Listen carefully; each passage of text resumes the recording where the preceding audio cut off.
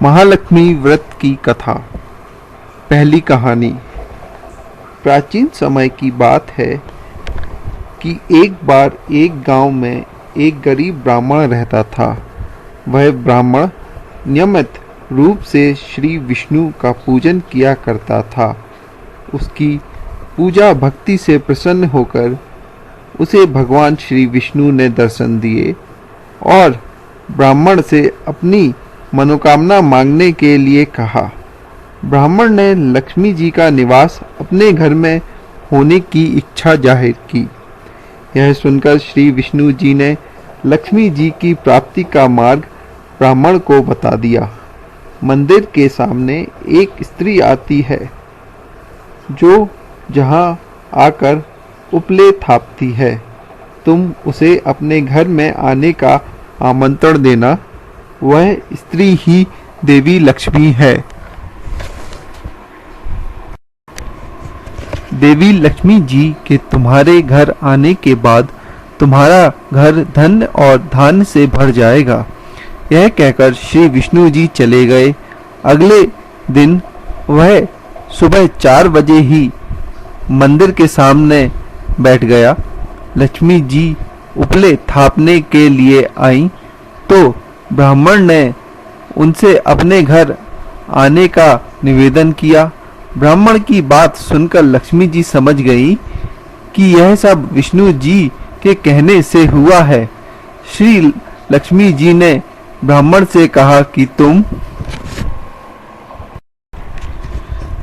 महालक्ष्मी व्रत करो। 16 दिन तक व्रत करने और 16वें दिन रात्रि को चंद्रमा को अर्घ देने से तुम्हारा मनोरथ पूरा होगा। ब्राह्मण ने देवी के कहे अनुसार व्रत और पूजन किया और देवी को उत्तर दिशा की ओर मुंह करके पुकारा। लक्ष्मी जी ने अपना वचन पूरा किया। उस दिन से यह व्रत इस दिन उपरोक्त विधि से पूरी श्रद्धा से किया जाता है। लक्ष्मी माता की जय।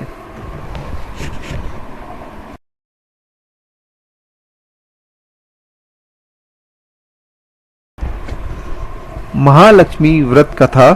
दूसरी कहानी। एक बार महालक्ष्मी का त्योहार आया। हस्तिनापुर में गांधारी ने नगर की सभी स्त्रियों को पूजन का निमंत्रण दिया, परंतु कुंती से नहीं कहा। गांधारी के 100 पुत्रों ने बहुत सी मिट्टी लाकर एक हाथी बनाया और उसे खूब सजाकर महल के बीचों बीच स्थापित किया। सभी स्त्रियां पूजा के थाल लेकर गांधारी के महल में जाने लगी। इस पर कुंती बड़ी उदास हो गई। जब पांडवों ने कारण पूछा तो उन्होंने बता दिया कि मैं किसकी पूजा करूं। अर्जुन ने कहा, माँ तुम पूजा की तैयारी करो, मैं तुम्हारे लिए जीवित हाथी लाता हूँ। अर्जुन इंद्र के यहाँ गया। अपनी माता के पूजन हेतु वह ऐरावत को ले आया। माता ने सब प्रेम पूजन किया। सभी ने सुना कि कुंती के यहाँ तो स्वयं इंद्र का ऐरावत हाथी आया है, तो सभी कुंती के महल के ओर दौड़ पड़ी और सभी ने पूजन किया। बोलो महालक्ष्मी माता की।